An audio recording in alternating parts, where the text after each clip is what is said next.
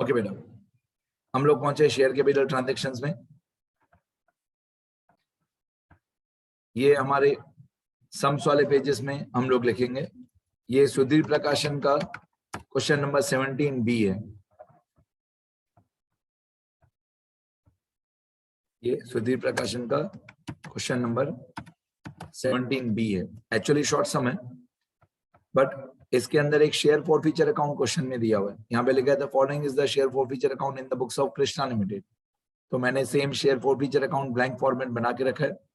यहाँ पे मैं हेडिंग लिखूंगा journal entries in the books of Krishna Limited. ये journal entries in the books of Krishna Limited, और बीच में मैं यहाँ पे कैलकुलेशन करूंगा, वर्किंग नोट्स बनाऊंगा मैं यहाँ पे। ये हमारे वर्किंग नोट्स, और मेन हमको करनी जर्नल एंट्री दी है, एक फॉरफीचर की, एक रीइश्यू की, एक कैपिटल रिजर्व की, बट अकाउंट में सारा फिर से बनाऊंगा ताकि मैं कैलकुलेशन समझा सकूं। अब ये शेयर फॉरफीचर अकाउंट पूरा मैं सेम कॉपी करूंगा। पहले क्रेडिट साइड से शुरू करते हैं। 40,000 रुपीज क्रेडिट साइड पे लिखा हुआ है बाय शेयर कैपिटल। तो क्रेडिट साइड पे जो 40,000 लिखा हुआ है बाय शेयर कैपिटल, मैं लिख देता हूँ by equity share capital, by equity share capital account. ठीक है, अब इसी के अंदर मैं कैलकुलेशन करते जाऊंगा सारी। थोड़ा बहुत इंफॉर्मेशन नीचे की तरफ भी दिया हुआ है। तो equity share capital debit side पे दिया है 12,000, capital reserve 20,000, balance carry down 8,000, 12, 28। तो डेबिट साइड पे दिया हुआ है 12,000, फिर मैं एक लाइन जानबूझ के छोड़ देता हूँ, फिर 20,000, फिर 8,000। अब डेबिट साइड पे लिखेंगे हम लोग टू इक्विटी शेयर कैपिटल, जैसे क्वेश्चन में दिया हुआ है।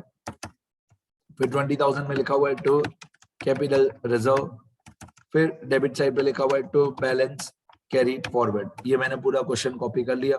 ऑब्वियसली दोनों साइड का टोटल 40,000 सेम आ रहा है।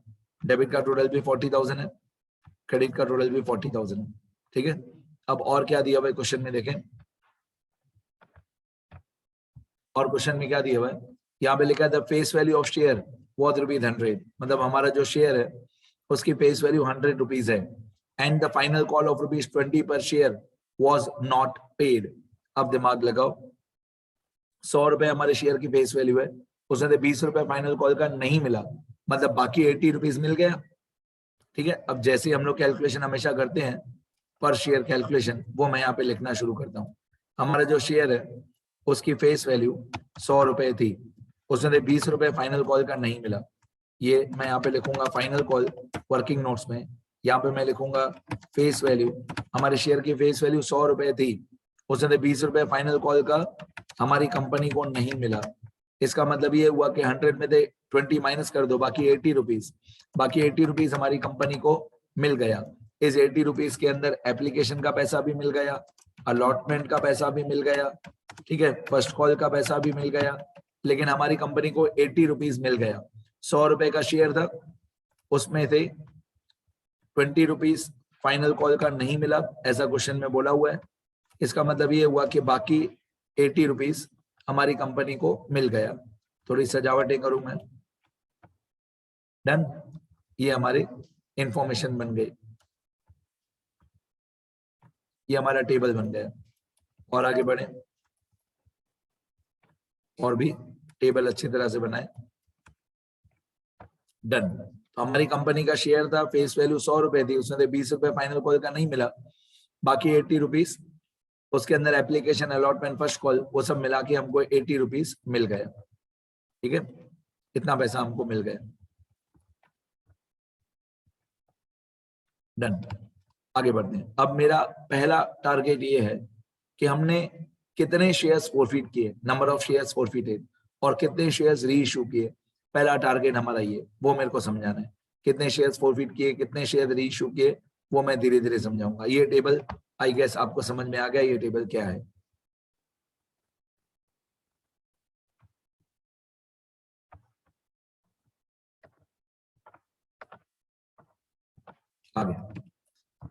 आगे बढ़ते हैं। और क्वेश्चन में क्या लिखा हुआ है, the face value of share was ₹100 and the final call of ₹20 per share was not paid and hence these shares were forfeited out of which some shares were reissued. अब ये फिर से इन लोगों ने प्रॉब्लम क्रिएट किया है, out of which some shares were reissued.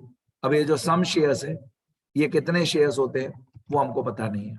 Out of this these some shares were reissued, कितने reissued मालूम नहीं, लेकिन ये पता है कि जितने भी फॉरफिट किए थे वो सारे रीइश्यू नहीं हुए, थोड़ा पार्ट रीइश्यू हुआ, थोड़ा पार्ट रीइश्यू नहीं हुआ, थोड़े शेयर्स रीइश्यू किए, थोड़े नहीं किए।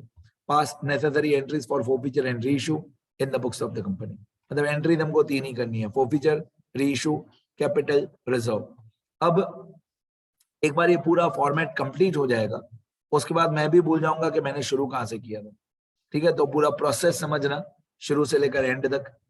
अब मैं सबसे पहले आपको यहां से शुरू करवाता हूं कि share forfeiture account credit side पे 40,000 रुपीज है। सबसे पहले हम यहां से शुरू करेंगे। शेयर फॉरफीचर अकाउंट, फॉरफीचर की एंट्री जिसको मैं नॉर्मली 9th नंबर एंट्री बोलता हूं, फॉरफीचर की एंट्री में शेयर फॉरफीचर अकाउंट क्रेडिट होता है। फॉरफीचर की एंट्री में शेयर फॉरफीचर अकाउंट क्रेडिट होता है और इस एंट्री में हम उतना पैसा क्रेडिट करते हैं जितना पैसा हमारी कंपनी को मिल गया था। तो हम लोगों को 40,000 रुपीज मिल गया था, राइट। अब देखो हमारी कंपनी को 40,000 रुपीज मिल गया था, मतलब ये उल्टा पुल्टा क्वेश्चन है। वैसे हमेशा नंबर ऑफ शेयर्स हमको दिया हुआ होता है, यहाँ पे वही फाइंड आउट करना है कि कितने शेयर्स फॉरफिट किए, कितने शेयर रीइश्यू किए। अब ये 40,000 रुपीज हमको मिल गया था क्योंकि यहाँ पे लिखा हुआ है शेयर फॉरफीचर अकाउंट क्रेडिट। अब फॉरफीचर अकाउंट क्रेडिट उतना ही होता है जितना पैसा हमको मिल गया था, तो मैंने यहाँ पे ये 40,000 रुपीज लिखा, ये हमको मिल गया था। डिफॉल्टर का नाम नहीं दिया हुआ है, डिफॉल्टर का नाम मैं अज्यूम कर लेता हूँ मिस्टर एक्स, कि कौन ऐसा आदमी है जिसने हमको फाइनल कॉल का पैसा नहीं दिया। इस आदमी का नाम नहीं दिया हुआ है, इसका नाम हम अज्यूम कर लेते हैं मिस्टर एक्स। अब मैं क्या करूंगा, मिस्टर एक्स के पास कितने शेयर्स थे वो हमको मालूम नहीं है, तो हम क्या करेंगे, ये 40,000 रुपीज टोटल अमाउंट रिसीव्ड है, डिवाइडेड बाय पर शेयर 80 रुपीज रिसीव्ड है। टोटल कितना पैसा रिसीव्ड है 40,000, डिवाइडेड बाय पर शेयर कितना रिसीव्ड है 80 रुपीज, तो यहाँ पे आ जाएगा 500 शेयर्स। मतलब हमारी कंपनी ने जो शेयर्स फॉरफिट किए होंगे वो 500 शेयर्स फॉरफिट किए होंगे। तो ये मेरा पहला स्टेप, ये मेरा पहला स्टेप कि कितने शेयर्स हमारी कंपनी ने फॉरफिट किए होंगे। तो मैंने क्या किया, मैंने ये ऊपर अकाउंट में से देखा, मैंने पहले ऊपर अकाउंट में से देखा कि टोटल पैसा रिसीव्ड कितना है, मतलब शेयर फॉरफीचर अकाउंट में क्रेडिट कितना किया हुआ है। तो मैंने ऊपर देखा कि शेयर फॉरफीचर अकाउंट में 40,000 क्रेडिट किया हुआ है, मतलब इतने पैसे हमको मिल गए थे, ये 40,000 रुपीज हमको मिल गए थे। अब ये 100 और 20 नीचे एडजस्टमेंट में दिया हुआ था कि 100 रुपीज फेस वैल्यू है, उसमें 20 रुपए नहीं मिला, मतलब बाकी 80 रुपीज मिल गया। फिर मैंने इस 40,000 को डिवाइडेड बाय 80 किया, तो मेरा नंबर ऑफ शेयर्स आ गया 500 शेयर्स। अब इस 500 शेयर्स को मैं तीनों से मल्टीप्लाई कर दूंगा, 500 into 80, 500 multiply by 20, 500 multiply by 100, तो मेरी तीनों अमाउंट्स आ जाएंगी और मेरी पहली एंट्री कंप्लीट हो जाएगी। मैंने बोला था जब खत्म हो जाएगा तो मैं भी नहीं बता पाऊंगा कि मैंने शुरू कहां से किया था। अब 500 मल्टीप्लाई 20 ये 10,000 हुआ, 500 मल्टीप्लाई बाय 20 ये हुआ 10,000, फिर 500 मल्टीप्लाई बाय 100 ऑब्वियसली 50,000। यहां से हमारी आराम से पहली जर्नल एंट्री बन जाएगी, जो टोटल में है 50,000 वो डेबिट और 50,000 के दोनों part credit. 50,000 capital account debit, to forfeiture 40,000 जितना पैसा मिल गया, टू फाइनल कॉल 10,000 जितना पैसा नहीं मिला। तो पहली एंट्री हो गई हमारी 50,000, 40,000, 10,000, ये हमारी पहली एंट्री। 50,000 कैपिटल में डेबिट, टू फॉरफीचर में 40,000,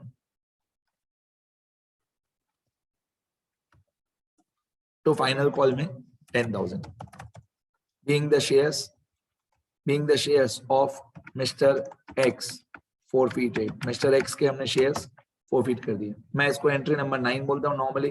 एंट्री नंबर 9 मतलब एंट्री फॉर फॉरफीचर, तो फॉरफीचर की एंट्री हो गई हमारी। नॉर्मली मैं इसको एंट्री नंबर 9 बोलता हूँ, एंट्री फॉर फॉरफीचर। तो कैपिटल अकाउंट में डेबिट 50,000, तो जितना पैसा मिल गया 40,000 वो फॉरफीचर में क्रेडिट, जितना पैसा नहीं मिला वो कॉल के नाम से क्रेडिट। बहुत लोग यहाँ पे फाइनल कॉल नहीं लिखते हैं, बहुत लोग यहाँ पे लिखते हैं टू कॉल्स इन एरियाज।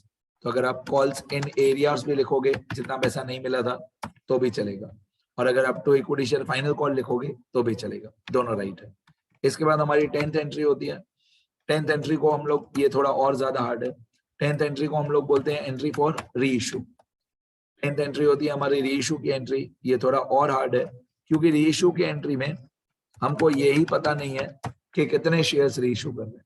वो फाइंड आउट करना इस क्वेश्चन का थोड़ा ज्यादा टिपिकल पोर्शन है कि कितने शेयर्स हम रीइश्यू कर रहे हैं। ये फाइंड आउट करना और थोड़ा हार्ड है। सुनना ध्यान से, कितने शेयर्स रीइश्यू कर रहे हैं हम लोग।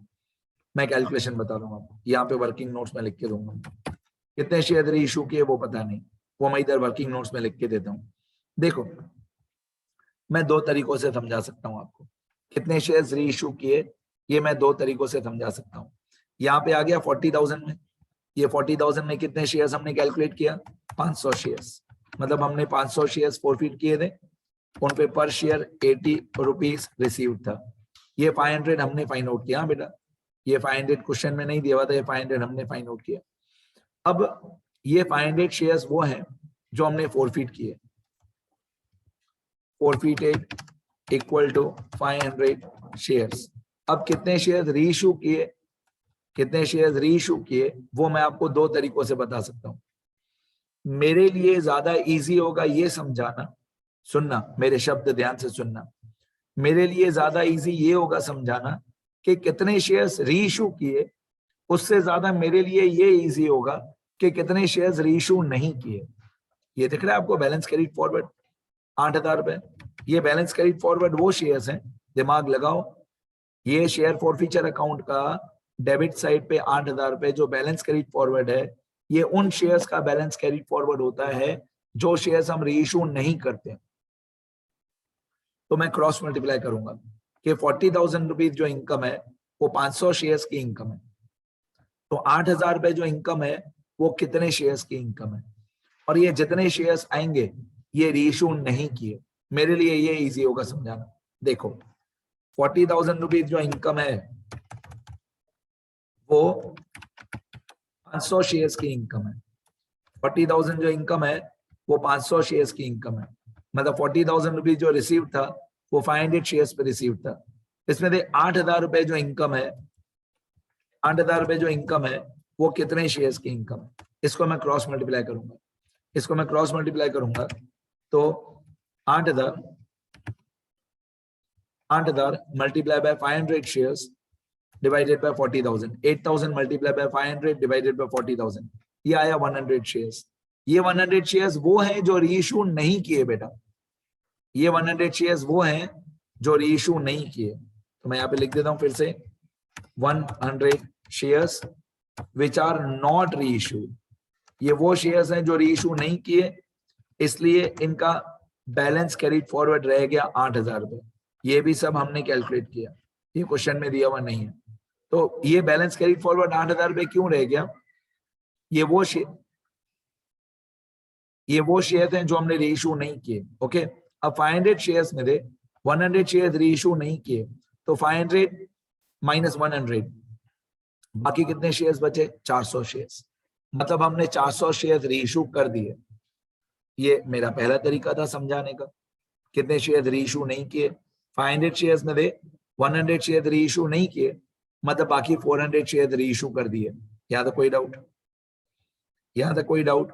500 शेयर्स में थे, 100 शेयर्स रीइश्यू नहीं किए, मतलब बाकी 400 शेयर्स रीइश्यू कर दिए। ठीक है, चलिए आगे। कितने शेयर्स रीइश्यू हुए, 400। यही 400 सॉल्व करने का दूसरा भी एक तरीका था।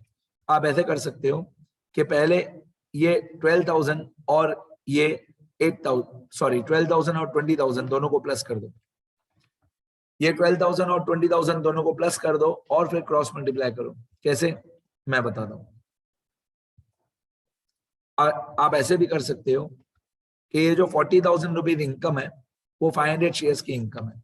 देखो मैं क्रॉस मल्टीप्लाई करके दिखाता हूं।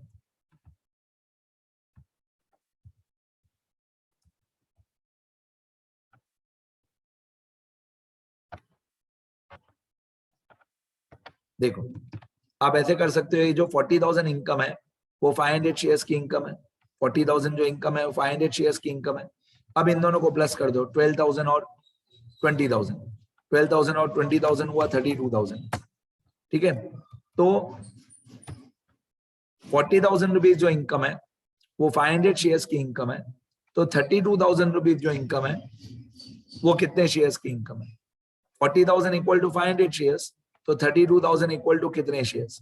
आप इसको क्रॉस मल्टीप्लाई करोगे ना, 32,000 multiply by 500 divided by 40,000 divided by 40,000, तो ये आएगा 400 शेयर्स। मतलब हमने 400 शेयर्स री इश्यू कर दिए। 400 ऐसे शेयर्स हैं जो हमने री इश्यू कर दिए। तो मैंने दोनों तरीके से बता दिया। आप 500 में थे, पहले ये 100 सॉल्व करो तो नॉट री इश्यूड वाले शेयर्स आ जाएंगे, या आप क्रॉस मल्टीप्लाई करो 40,000 शेयर्स जो है 40,000 रुपीज जो इनकम है वो 500 शेयर्स की इनकम है, तो 32,000 कितने शेयर्स की इनकम है, तो 400 शेयर्स आ जाएगा। इन शॉर्ट हमने 400 शेयर्स री इशू किए हैं। कितने री इशू किए हैं? 400 शेयर्स। ओके, अब यहाँ पे आप देख रहे हो शेयर फॉरफीचर अकाउंट डेबिट हुआ। कितना डेबिट हुआ? 12,000। शेयर फॉरफीचर अकाउंट डेबिट होता है, शेयर फॉरफीचर अकाउंट डेबिट होता है जब हम लोग री इशू की एंट्री करते हैं। तो 12,000 में शेयर फॉरफीचर अकाउंट डेबिट करूंगा, ध्यान दो, 12,000 में शेयर फॉरफीचर अकाउंट डेबिट करूंगा और ब्रैकेट में मैं लिखूंगा 400 शेयर्स। सुनते रहना, ये मेरी री इशू की एंट्री। अब मैं यहाँ पे री इशू की एंट्री में फॉरफीचर अकाउंट डेबिट करूंगा 12,000, ऊपर लिखा हुआ था 12,000 शेयर फॉरफीचर अकाउंट में डेबिट साइड पे। अब मैं लिखूंगा ये जो 12,000 मैंने डेबिट किया है ये 400 शेयर्स का पैसा है। ये मैं लिखूंगा जो 12,000 मैंने डेबिट किया है ये 400 शेयर्स का पैसा है।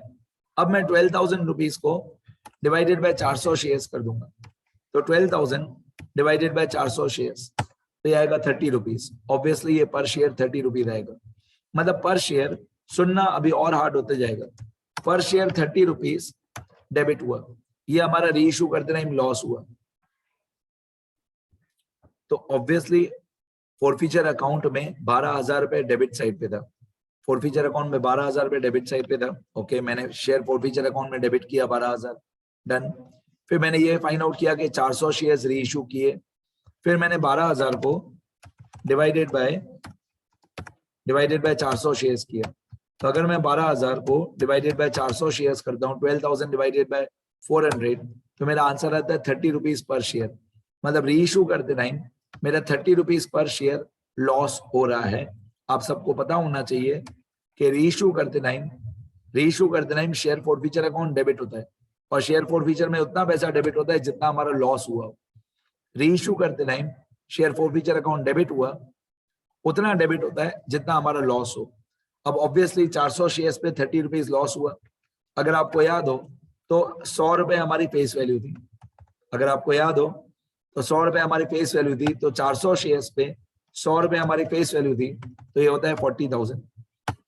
और अगर 100 रुपए हमारी फेस वैल्यू थी, उसमें से 30 रुपीज हमारा लॉस हुआ, तो बाकी बैंक में मिलेगा हमको 70 रुपीज।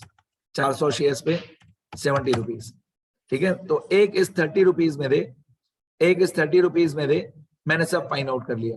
100 माइनस 30, बाकी आ गया 70। मतलब एक ये 30 रुपीज हिंट हमको मिल गया, तो उसमें से मैंने तीनों अमाउंट निकाल दिया। 100 भी निकाल दिया, माइनस 30 भी कर दिया, 70 भी कर दिया, ठीक है। ये जो कैपिटल था, कैपिटल में था हमने फॉरफिट किए थे 500 शेयर्स। कैपिटल में ऐसे था 500 शेयर्स पे 100 रुपए। कैपिटल में ऐसे था 500 शेयर्स पे 100 रुपए। फॉरफीचर में ऐसा था कि 500 शेयर्स पे 80 रुपीज मिल गया था। तो फाइनल कॉल में ऐसे था कि 500 शेयर्स पे 20 रुपीज हमको नहीं मिला था, ठीक है। तो ये जो हमारा कैपिटल था,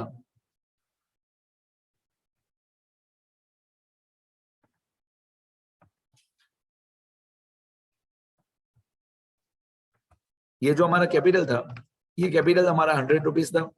उसमें से 100 रुपीज में से 20 रुपीज फाइनल कॉल को नॉट रिसीव था, बाकी 80 रुपीज रिसीव था। यही 100 कैपिटल मैंने यहाँ पे क्रेडिट किया। 400 शेयर्स री इशू किए, मल्टीप्लाई बाय 100, उससे 30 रुपीज लॉस हुआ, बाकी 70 रुपीज बैंक में मिलेगा। तो हमको बैंक में मिलेगा 28,000 रुपीज। बैंक से हमको मिलेगा 28,000 रुपीज। तो bank debit, share forfeiture debit to equity share capital, being shares reissued, ये शेयर हमने रीइश्यू कर दिया। अब कैपिटल रिजर्व की एंट्री, मैं सच्ची बताऊं, कैपिटल रिजर्व की एंट्री एक्चुअली ऊपर अमाउंट दी हुई थी 20,000, सीधा देख के कॉपी करना है। देखो कैपिटल रिजर्व की अमाउंट, ये जो शेयर फॉरफीचर अकाउंट था इसमें 20,000 दिया हुआ है, इसमें कोई दिमाग लगाने की जरूरत ही नहीं। 20,000 ये रहा कैपिटल रिजर्व 20,000, मतलब नॉर्मली जो थर्ड एंट्री हमारी हार्ड होती है कैपिटल रिजर्व वाली, वो यहाँ पे बहुत इजी है 20,000। मैं बताता हूँ क्यों हार्ड होती है। ये 20,000 तो सीधा सीधा दिया हुआ है, तो सीधा सीधा आपको कॉपी करना है, share forfeiture to capital reserve. पहले इसकी थोड़ी सी कैलकुलेशन हार्ड होती है, अगर ये 20,000 नहीं दिया होता तो इसकी कैलकुलेशन क्या हार्ड होती है मैं वो भी समझा देता हूँ। यहाँ पे ना पार्ट री इशू है, यहाँ पे पार्ट री इशू है, और पार्ट री इशू का मतलब क्या होता है? पार्ट री इशू का मतलब होता है कि हमने फॉरफिट किए 500 शेयर्स और री इशू किए 400 शेयर्स, तो इसको मैं पार्ट री इशू बोलता हूँ। 500 में थे 400, 500 फॉरफिट किए, 400 री इशू किए, तो इसको मैं पार्ट री इशू बोलता हूँ। इसमें कैपिटल रिजर्व निकालना नॉर्मली हार्ड होता है, बट इस क्वेश्चन में तो 20,000 दिया हुआ था। नॉर्मली ऐसे होता है, पर शेयर इनकम माइनस पर share expense multiply by number of shares reissued multiply by number of shares reissued. Normally ये हमारा फॉर्मूला होता है पार्ट रीइश्यू में, पर शेयर इनकम माइनस पर share expense multiply by number of shares reissued. मैं ये भी फिर से समझा देता हूं, मैं 2-3 बार पहले भी बता चुका हूं। पर शेयर इनकम माइनस पर share expense multiply by number of share reissued. अब पर शेयर इनकम मतलब कितना पैसा हमको पर शेयर मिल गया था। अगर आपको याद हो तो हमको पर शेयर 80 रुपीज मिल गया था। अगर आपको याद हो 500 शेयर्स पे 80, 40,000, तो पर शेयर इनकम 80 रुपीज था।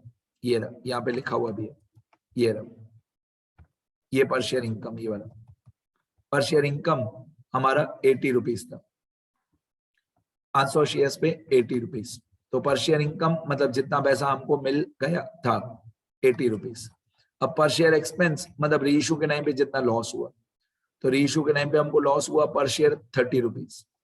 पर शेयर इनकम ये था 80, पर शेयर एक्सपेंस ये था 30, तो 80 माइनस 30, 80 माइनस 30, बाकी हमारा बच जाएगा 50 रुपीज। पर शेयर इनकम 80 माइनस पर शेयर एक्सपेंस 30, बाकी बच जाएगा 50 रुपीज। ये 50 रुपीज को मल्टीप्लाई बाय जितने शेयर री इशू किए, तो हमने री इशू किए थे 400 शेयर्स, तो अगर आप 50 रुपीज को मल्टीप्लाई बाय 400 शेयर्स कर दोगे तो 50 रुपीज मल्टीप्लाई बाय 400 शेयर कितना होता है? 20,000। और 20,000 तो एक्चुअली हमको क्वेश्चन में डायरेक्टली दिया हुआ था। ये 20,000 हमारे कैपिटल रिजर्व की अमाउंट पर ये क्वेश्चन में दी हुई थी, जस्ट मैंने रिवाइज करा दिया कि कैपिटल रिजर्व 20,000 कैसे आया। डन। यहाँ पे लास्ट में ग्रैंड टोटल कर देना, अगर मेरे को टाइम हो तो मैं कर दूं ग्रैंड टोटल। तो ग्रैंड टोटल में एक 50,000, एक 28,000, एक 12,000 और एक 20,000 अच्छी तरह कंप्लीट करना। ग्रैंड टोटल आया हमारा 1,10,000। ठीक है, सिंगल लाइन डबल लाइन कर देना। ये डेबिट का टोटल 1,10,000 और ये क्रेडिट का टोटल 1,10,000। डन। लिखना शुरू करो। ये मेरा नंबर है, कुछ और सीखना हो तो बताना। एक बार मैं स्क्रॉल कर देता हूँ।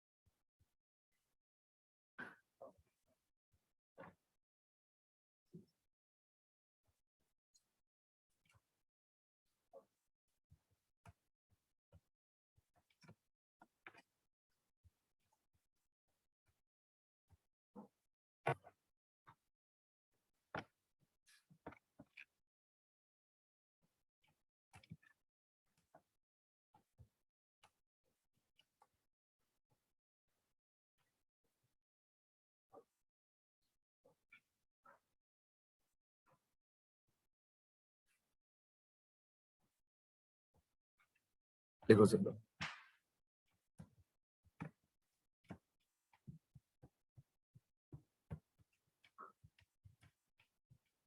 देखो बेटा,